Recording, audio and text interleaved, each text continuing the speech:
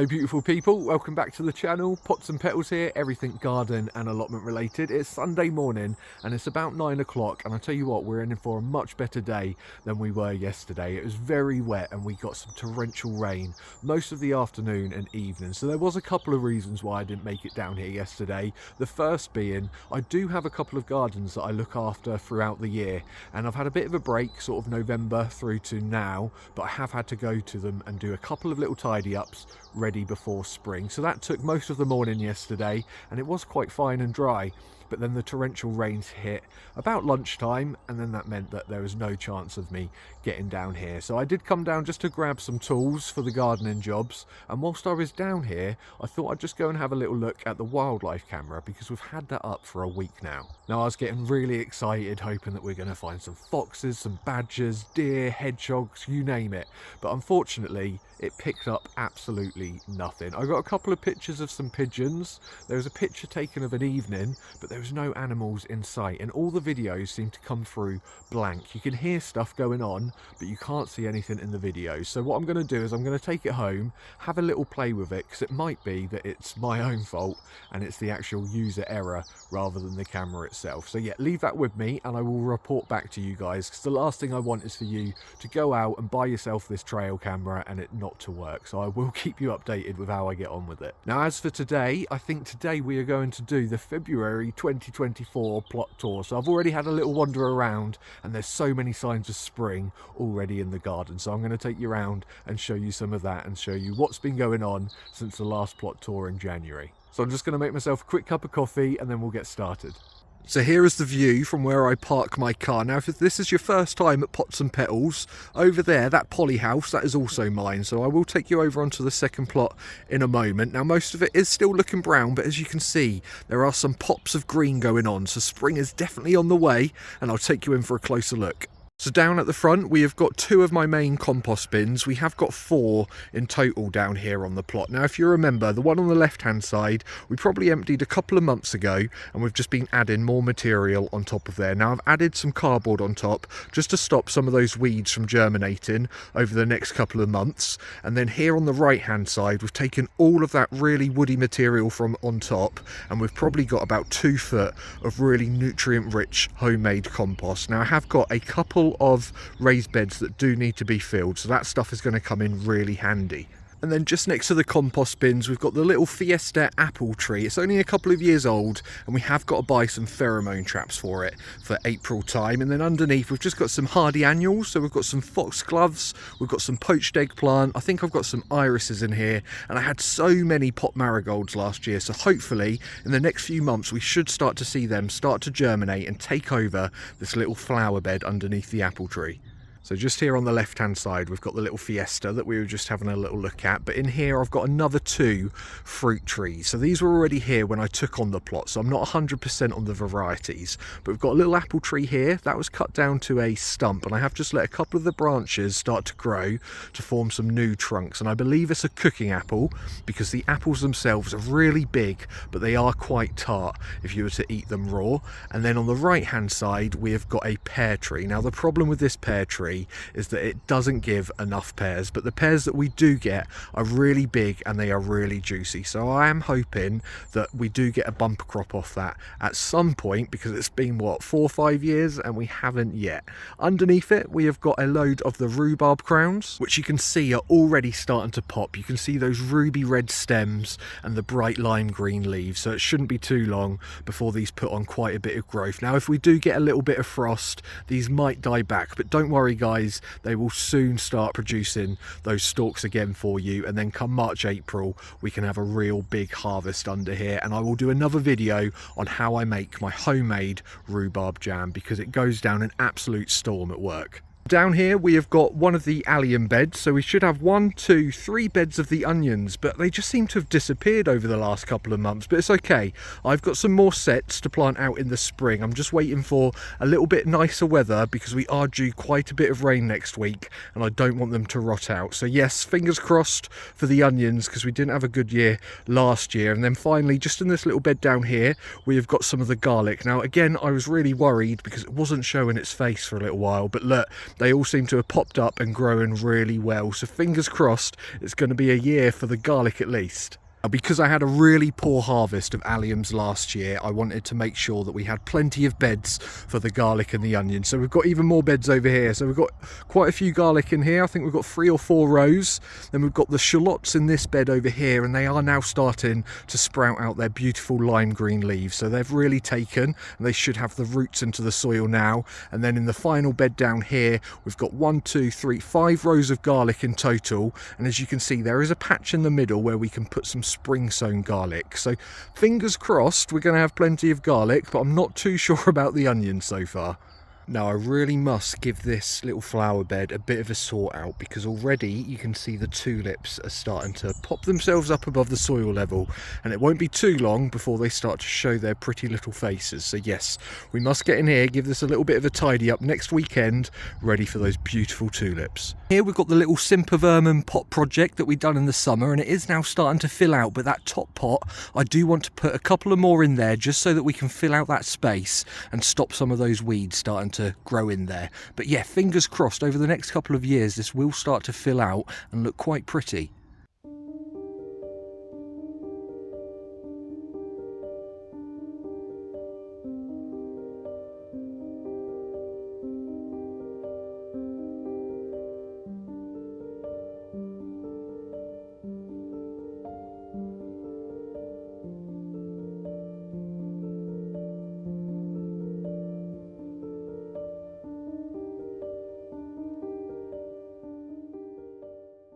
We've got one of the gooseberry plants. It's the only gooseberry plant that isn't in my fruit cage, but it's beautiful because the berries are the size of large marbles.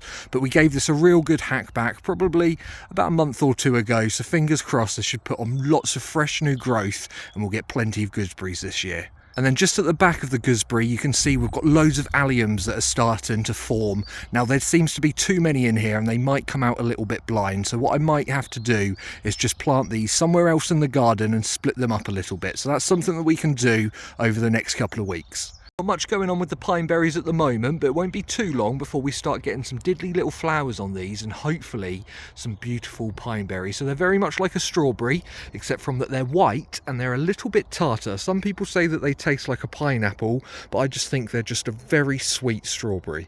And then in the middle of this plot we have got the main pear tree. I'm not 100% on the variety because it was already here, but we get masses of pears off this tree every single year and they're absolutely beautiful. And then underneath it we have got the new raised bed which we built with some of the leftover metal cladding that I had from the shed repair. Now we just need to fill that up halfway with some of the well rotted wood chip that we've got, and then the rest of it will be some of that homemade compost. And then we really must think about what we're going to sow in that raised bed for 2024. And then just underneath the pear tree on the other side we have got the little pond, so I'll just take you in for a closer look. I mean, it does need a bit of a clean, but let's go and have a little looky.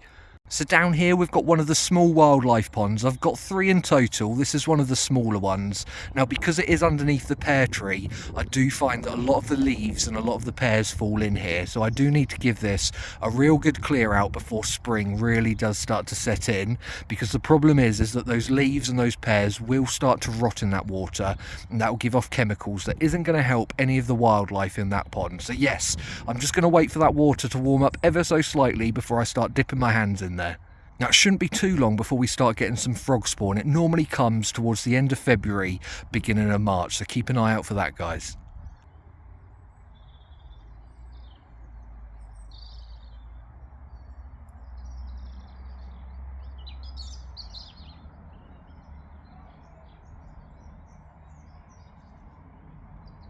So we've got 2 raised beds made of the polycarbonate plastic over here, and I do find that they warm up a lot quicker than the rest of the bed. So hopefully in the next couple of weeks we should be able to sow some carrots in here. So on the bed on the left hand side we have got a couple of garlic in there on the far left hand side of the bed, and then on the right bed we've got loads of sort of cutting material. A lot of it is gooseberry, so I really need to start removing that, putting that on the compost heap so that we can start using these beds ready for spring. In this big bed down here, we have got 5 smaller beds. So we've got 1, 2, 3, 4, 5. Now we haven't got much going on in here at the moment. They've all been mulched and they're all ready for springtime and seeing what we can plant in here. But the problem is these 2 beds down here do get an awful lot of shade because of the elder tree. So I really need to think about what we're going to pop in there. Maybe some lettuce, maybe some peas, but I will have a think about that. And then we really must start harvesting some of these parsnips in that bed just there. But yep, we're all ready for spring down this end.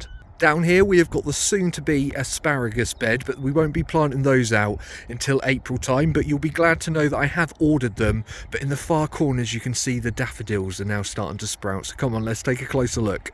It must have been, what, 3, maybe 4 weeks ago when we planted out these bulbs, and they've already put on so much growth down here, and they're already starting to form their little heads. So fingers crossed, in another couple of weeks we should have some bob and yellow daffodils to say hello to us. Down in current corner, it's still looking a little bit bare down here, but give it another couple of months and those buds should start to burst. But if we go and have a little look at the rose, because it's already starting to show some signs of life. Down in this corner we have got the David Austin Old Willerton Hall Rose, and it is a climber and it is starting to take over this little trellis that I've got down at the bottom here. But as you can see, we've already got new growth starting to form, so I'm hopeful that this year it really will start to take off. Spring is definitely on the way, guys. I've already found a couple of ladybirds, but these 3 guys are on the little grapevine right at the back of my plot, and you know that it's going to be spring because these guys won't venture out until it starts to warm up a little bit. But look, little cuties. Okay, so I'm a little bit embarrassed by this little area of the plot, I'm not going to lie, but we did sort out the back of the shed a couple of weeks ago, and this is all sort of the remnants of that. So we've got all the wood down there from the back that had started to rot off, we've got some plastic, so I really must give this area a little bit of a tidy up because I don't want it to become a new dumping ground. But look, I've got to show you the warts and all, because not every garden is absolutely perfect. We've all got little areas which we probably need to spend a little bit of time on. Everything is looking how it should be in the strawberry cage. Not a huge amount going on for this time of year. We will give this a real good feed with some chicken manure pellets, and then hopefully come sort of April time we should start to see those flowers appear, ready to give us some beautiful strawberries come June. So here's a little view from this end of the plot, and now we're going to move over from the bark chip side and we're going to go and have a little look on the grass path side. So come on, guys.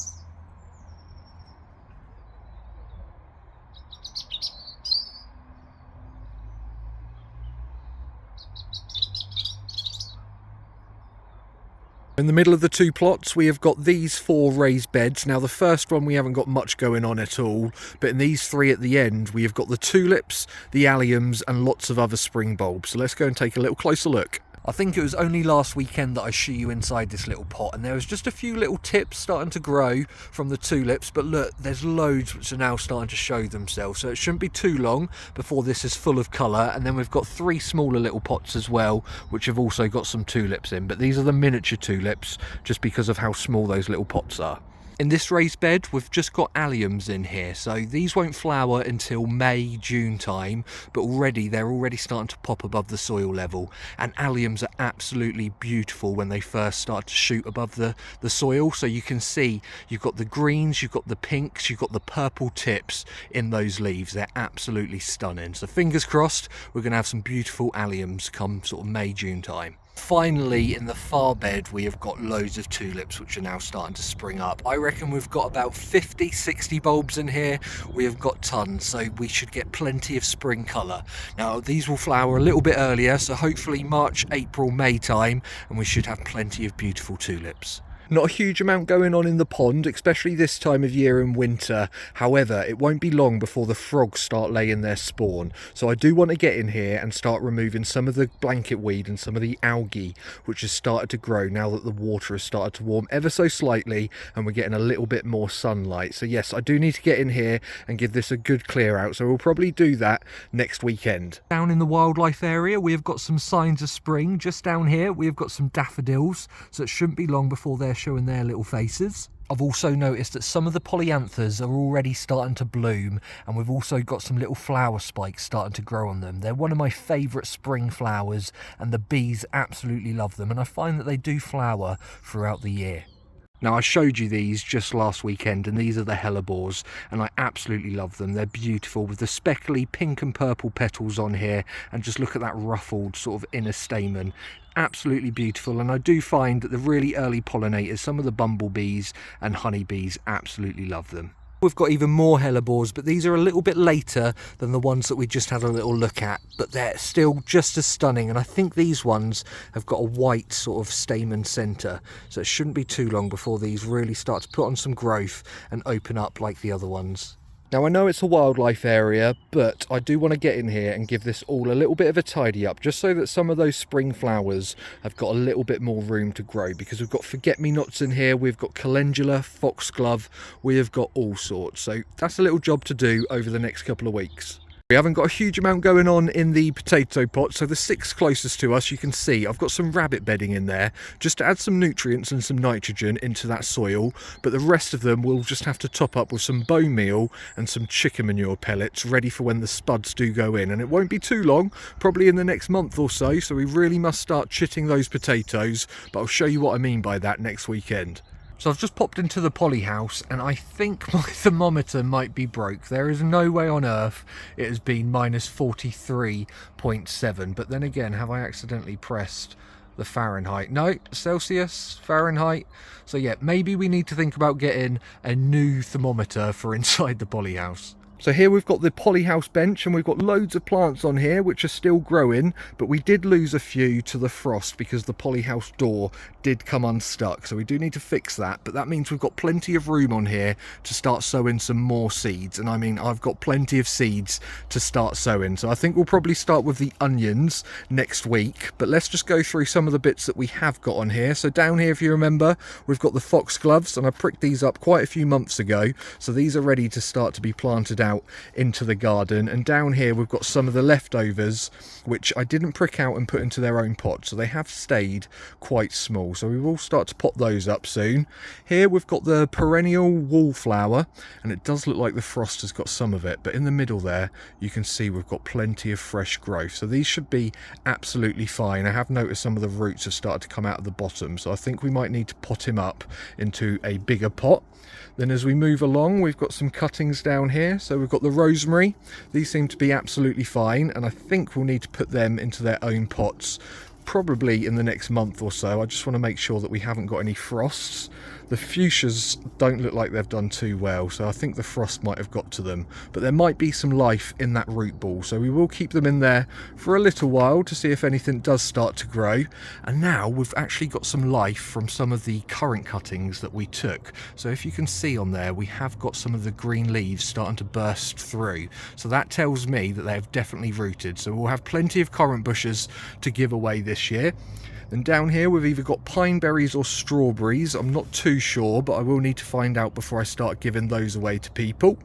And then we've got some of the sympavermums or house leeks, whichever you want to call them, and we'll be using some of these just to top up that planter that we done back in the summer, just so that they can start to spread on that top pot a little better, which I showed just at the beginning of the tour. Then down here we've got some of the hardy annuals. Now they have slowly just started to die, so the peony poppy, the larkspur and the cornflower didn't do too well at all. We did have some of the clarkia which was alive, but it seems to have all died off now, so we will need to sow some more of those. And same with the candy tuft, not looking good at all. And as for the grass, these were doing the best, but look, they look like they are well and truly dead. So we might just give these a little bit of a water and hope that they start to sprout back. If not, we'll just have to do some more sowings of these. Then as we move towards the back, we've got some gooseberry cuttings in here, not yet starting to open up their buds, but these were only planted probably about a month ago, so I wouldn't expect them to start rooting just yet.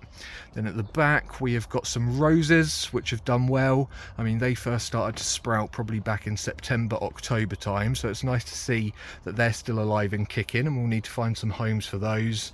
Then we've got some of the coreopsis. Now this does die back at this time of year. We've got a weed growing in that one, which I'll get rid of in a moment, but we'll find some homes for these in the flower garden and just hope that they've got some life in that root ball. And then at the end here we've got some more cuttings. So we've got the grapes. I've never done grape cuttings before in my life, but I thought that we'd give them a go, so I just sunk them into some compost and hope that they're going to start to root so that we can give some of those away. And then down at the far end we've got some of the dogwood cuttings. Now some of them have started to brown off and die, so I don't think they've done too well at all, but these ones which have still got the colour, I am hoping that they have rooted. But yes, we have got plenty of plants in here that we need to find a home for, and hopefully in the next month or so it is going to be full of loads of seedlings with our vegetables, our fruit, our flowers, you name it. So yeah, it's getting quite exciting, guys. Nothing going on in this bed at the moment. I have just popped some cardboard over the top just to stop some of the seeds from germinating in this bed, but yeah, it's the only one that I've bothered to do this year, but it is a really good idea and a great way to use up some of that cardboard, especially after Christmas. Not much going on in here. Underneath that pile of dirt and some of the hay, I have got a dahlia, so I've just covered that up to protect it over winter from some of the really hard rain that we get and also some of the frost. And we've also got 3-4 elephant garlic in here as well. Tried them before, but they've never got as big as what they're meant to be, so fingers crossed we'll get some nice chunky elephant garlic. Just along this fence line here we have got a raised bed. There's a couple of kale in here, but they have started to go over, so we'll probably get those out and give this a bit of a weed, and this will probably be another carrot bed. And then just down here we have got the second raised bed that I made just a couple of weeks ago using some of the plastic that we had spare, and I think for the first year we're just going to stick some potatoes in here.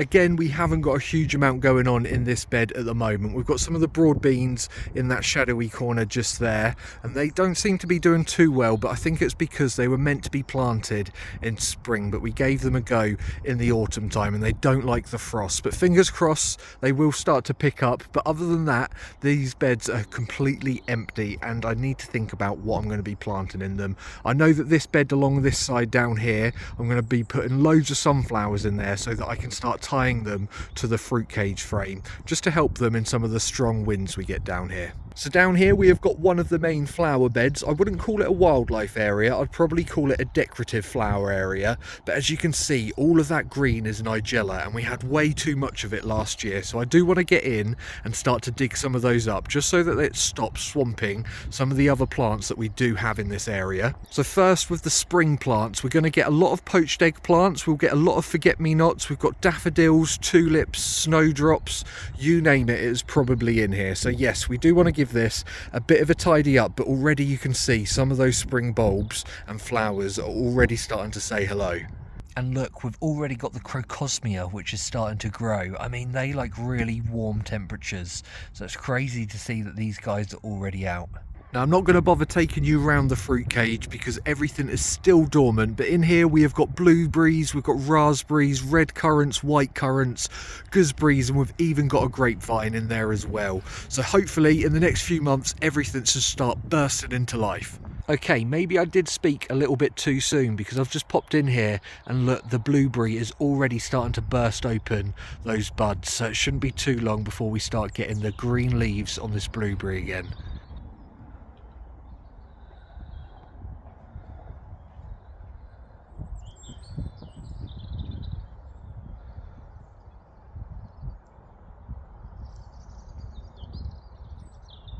That is all we've got time for today, folks. I've just popped into the shed. It's getting a little bit windy out there, but the sun is shining and it is really starting to warm up. But that was the February 2024 plot tour. Now I'm hoping that all future plot tours we're going to have a little bit more going on now that spring is on the way. I feel like since November everything has been a little bit brown. It's all been dying or in its dormant phases. But yes, now spring is on the way. We're going to have a lot more exciting updates as to what's going on down here on the plot. Now after our little tour today, I've got a list the length of my arm of jobs that I need to get done before spring really does get underway. A lot of it is just some tidying up, but the main thing I do want to do is get in those ponds and start removing some of the blanket weed and some of the algae. It won't be too long before the frogs get in there and start to spawn. Now I want to remove some of the algae before they do that, because the problem that I have had in the past is I've tried to clear up the pond with some of the spawn in, and when you're pulling out the algae you can't help but pull out some of the spawn. So yes, I need to get in there before the frogs do.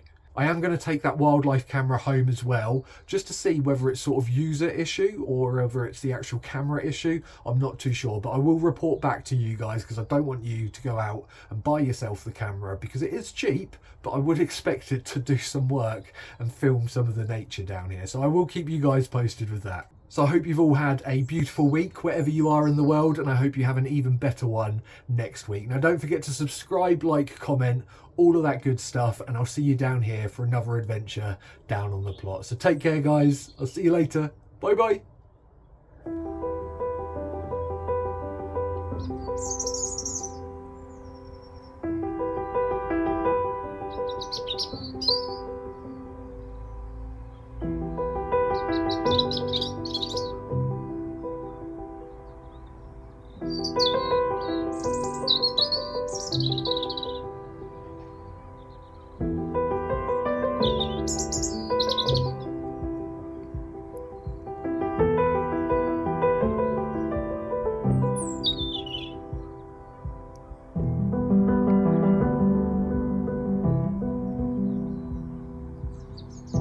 Thank you.